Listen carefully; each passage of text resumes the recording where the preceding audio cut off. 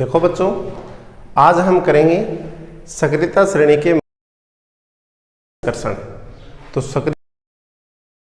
मुख्य रूप से दो धातुओं का निष्कर्षण हम करेंगे, एक तो मरकरी का करेंगे और एक हम किसका करेंगे, कॉपर का करेंगे। ये दोनों धातुएं पृथ्वी की तह में सल्फाइड एस्क के रूप में होती है। एस्क वैसे तो 4 प्रकार के होते हैं बच्चों, लेकिन हमारी किताब में 2 प्रकार के एस्क दे रखे हैं। एस्क का मतलब होता है बच्चों, अंग्रेजी में इसको और बोलते हैं। और का मतलब क्या है कि मैंने पृथ्वी को खोदा। अब खोदते हैं तो क्या निकलती है, मिट्टी निकलती है, सबको पता है। लेकिन एक बार क्या हुआ, मैंने पृथ्वी पर खनन किया, ठीक है, तो उसके अंदर मुझे सोने जैसा पत्थर दिखा। कैसा पत्थर, सोने जैसा पत्थर निकला, मिट्टी नहीं निकली, पत्थर निकला। और इसी तरह से नीले कलर का पत्थर निकला। वो पत्थर मैं आपको दिखाता हूँ। देखो, कॉपर सल्फाइड के रूप में ऐसा पत्थर निकलता है, ऐसा देखो। अब जिसको ये पत्थर निकलेगा उसकी तो किस्मत ही चमक गई, है ना। लेकिन नहीं, इन सब पर गवर्नमेंट का हक होता है, सरकार के अंडर में होता है ये।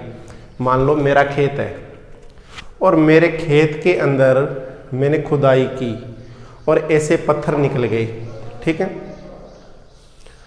अब इन पत्थरों को मैं घर पे नहीं रख सकता, सरकार को सूचना देनी पड़ेगी कि मेरे खेत में ऐसे पत्थर निकले हैं। चाहे उन पत्थरों में सोना हो, चाहे उन पत्थरों में चांदी हो, चाहे उनमें लोहा हो, चाहे उनमें कॉपर हो, चाहे मरकरी हो, यानी Hg पारा पार्द जिसको सिनाबार जिसको बोलते हैं, ये हो, कैसा भी हो, कुछ भी निकले, गवर्नमेंट को हमें सूचना करनी पड़ेगी।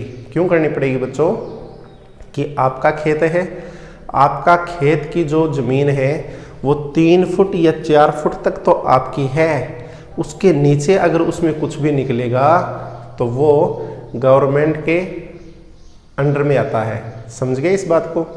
तो देखो बच्चों, सक्रियता श्रेणी हमारी आपको पता है ना, ये थी ना, काना काम आज फेल है, कौम सी गो। ये ट्रिक मैंने आपको बताई थी याद करने की।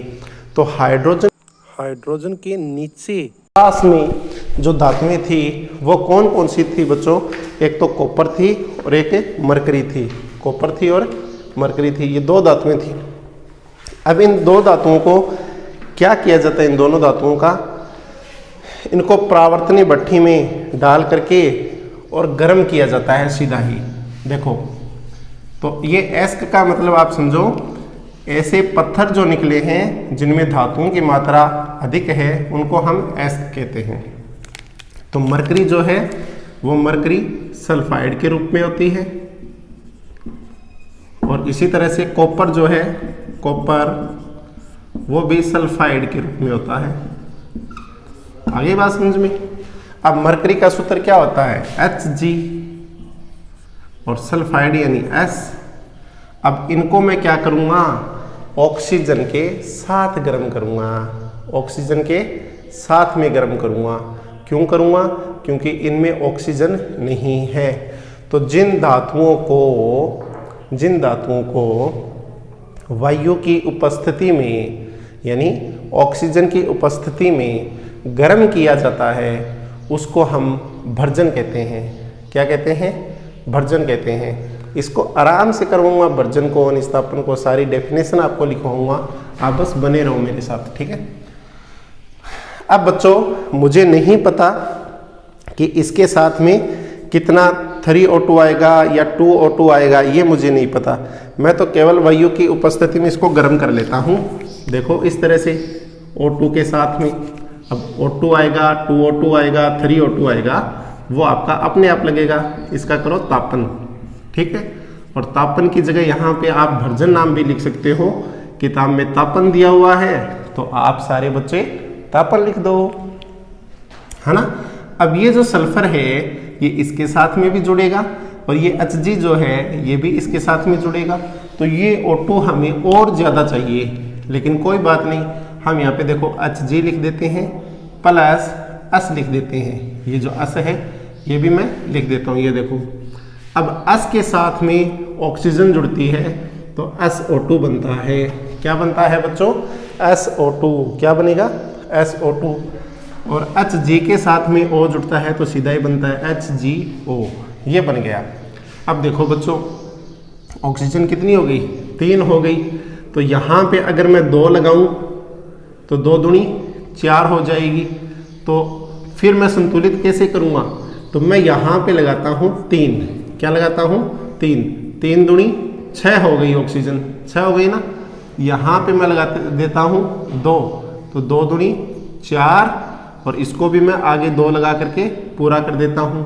तो देखो ऑक्सीजन ये 2 है और ये 2 दूनी 4 है, यानी 6 हो गई ऑक्सीजन। ऑक्सीजन 6 हो गई ना। और इधर भी ऑक्सीजन कितनी है? 6 है। अभिक्रिया संतुलित हो गई। लेकिन इसको 6 करने से क्या हुआ? ये जो Hg है ये भी क्या हो गया? 2 हो गया, और ये सल्फर भी 2 हो गया। ये देखो, तो इस तरह से ये अभिक्रिया क्या हो गई? संतुलित हो गई। लेकिन हमें चाहिए क्या? हमें तो सिर्फ Hg चाहिए ना, Hg। अभी तो धातु ऑक्साइड प्राप्त हुआ है। क्या प्राप्त हुआ है? धातु ऑक्साइड। अब देखो बच्चों, धातु सल्फाइड था, उसको हमने ऑक्सीजन की उपस्थिति में गर्म किया ताकि S को हटा सकें, है ना। देखो, पृथ्वी पर जब हमने खनन किया, इस पृथ्वी पर जब हमने खनन किया यहाँ पे, तो ये धातु ऐसे निकली HgS। कैसा पत्थर निकला? ऐसा पत्थर निकला। ये देखो, ये ऐसा पत्थर है। अब इसमें सल्फाइड साथ में है, सल्फर साथ में है। सल्फर को अलग भगाओ, ठीक है। तो इस सल्फर को अलग भगाओगे तो इसके लिए हमें क्या लाना पड़ेगा? ऑक्सीजन, यानी वायु की उपस्थिति में इसको गर्म करो। तो ये यहाँ से इसके साथ में जुड़ करके भाग जाएगा बाहर, समझ गए? ये देखो भाग गया। लेकिन कुछ ऑक्सीजन जो है, जो इसके साथ में निकला ही नहीं था, वो इसके साथ में जुड़ गया। ये देखो, जुड़ गया ना। अब इस पूरे को इधर लाओ, HgO को। ये क्या है? मर्क्यूरिक ऑक्साइड है ना, मर्क्यूरिक ऑक्साइड है। और कितना है? 2 है, तो 2 लगा दो। अब इसको क्या करूँगा? सीधा गर्म करूँगा, सीधा ही इसको गर्म करूँगा। और गर्म करते ही क्या हो जाएगा? Hg अलग हो जाएगा, ये 2Hg अलग हो जाएगा और O2 अलग हो जाएगा। तो देखो बच्चों, कमाल, ये Hg हमें मिल गया ना, मरकरी हमें मिल गया। तो इसको मैं हटा देता हूँ, कॉपर सल्फाइड को, ये नीचे समझा देता हूँ। तो इस तरह से हमने क्या कर लिया? मरकरी का शुद्धिकरण कर लिया, मरकरी हमें प्राप्त हो गई, ठीक है। ये तो हो गई 1 नंबर समीकरण। अब दूसरी समीकरण देखो, किसकी? कॉपर की। अब कॉपर भी आपका ऐसे ही, जिस तरह से ये आपको मिला ना मरकरी सल्फाइड के रूप में, उसी तरह से कॉपर आपको ऐसे मिलता है। देखो, Cu2S, कॉपर सल्फाइड इस रूप में आपको मिलेगा। अब इसको हम अभिक्रिया करवाते हैं किसके साथ? वायु की उपस्थिति में। 3O2 ले लो, बिन सोचे समझे, जैसे ऐसे लिया है ऐसे ही इधर ले लो, ठीक है। अब बनेगा क्या? देखो, एक तो Cu2 है, ये मैंने यहाँ लिख दिया, प्लस S है, तो S के साथ में SO2 बनता है, जैसे यहाँ पे बना था। यहाँ पे 2 लगाया तो इधर भी 2 लगा दो, SO2, 2SO2, 2SO2। और ये ऑक्सीजन यहाँ पर भी जुड़ेगा। अब देखो बच्चों, ऑक्सीजन 2 दूनी 4 हो गया, लेकिन एक 5 है और यहाँ पर कितना है? 6 है।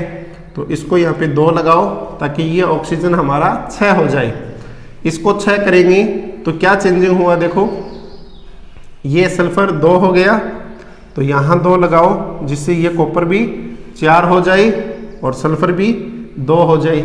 तो पूरा पूरा हो गया ना, अभिक्रिया क्या हो गई? संतुलित हो गई। तो इस तरह से बच्चों आपको क्या प्राप्त हो गया? कॉपर ऑक्साइड प्राप्त हो गया। अब पहले से ही आपका कॉपर ऐसा निकला था, कॉपर सल्फाइड, और ये कॉपर आपको मिल गया कॉपर ऑक्साइड। अब इसको और इसको दोनों की अभिक्रिया साथ में करवा दो। क्यों करवा रहे हैं दोनों की अभिक्रिया? पृथ्वी में हमने खनन किया, खनन करते ही कॉपर सल्फाइड निकला। कैसा पत्थर है? ऐसा पत्थर है, देखो ये रहा, ये पत्थर ऐसा है। इस पत्थर में सल्फाइड यानी सल्फर साथ में है।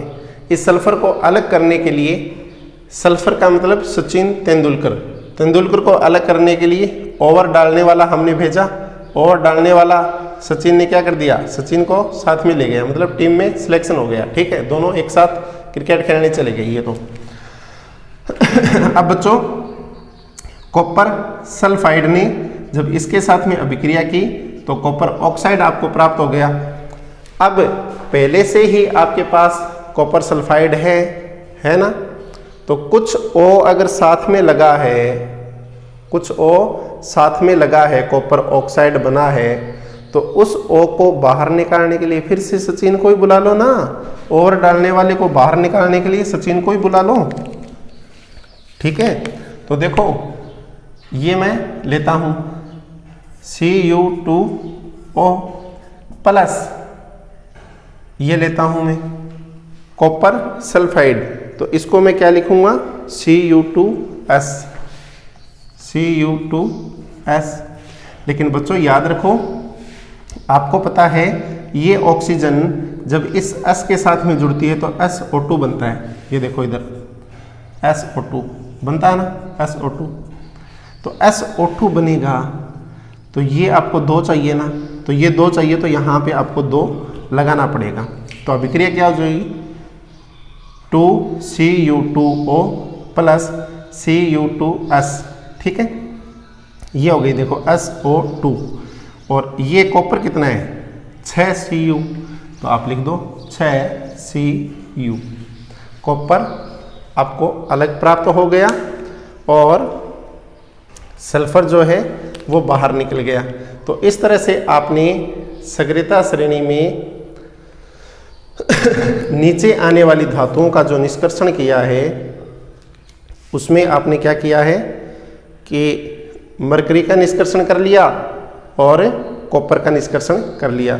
तो आप क्या लिखोगे कि सग्रेता श्रेणी में नीचे आने वाली धातुएं काफ़ी अनअभिक्रियाशील होती है। ये क्या होती है बच्चों? नीचे आने वाली धातुएं लिख देता हूं मैं, अनअभिक्रियाशील। अभिक्रियाशील। ठीक है, ये किस रूप में पाई जाती है? ये दोनों धातुएं हमें सल्फाइड एसक के रूप में पाई जाती है। सल्फाइड एसक के रूप में, और सल्फाइड एसक को वायु की उपस्थिति में गर्म करते हैं। वायु की उपस्थिति में गर्म करते हैं, गर्म। और जब गर्म करते हैं बच्चों, तो देखो आपको धातु सल्फाइड के रूप में ये मरकरी और कॉपर दोनों धातुएं आपको सल्फाइड एसक के रूप में मिली है। इन दोनों धातुओं को हम क्या करते हैं? वायु की उपस्थिति में गर्म करते हैं। गर्म करने पर ये धातुएं धातु ऑक्साइड में बदल जाती है और फिर पुनः धातु ऑक्साइड को बिना वायु की उपस्थिति के, यानी वायु की अनुपस्थिति में गर्म करते हैं, जिससे हमें धातु प्राप्त हो जाती है। बस इतनी बात लिखनी है। और ये दोनों समीकरण आपको, 4 समीकरण जो है ये आपको लिख देनी है। आया समझ में?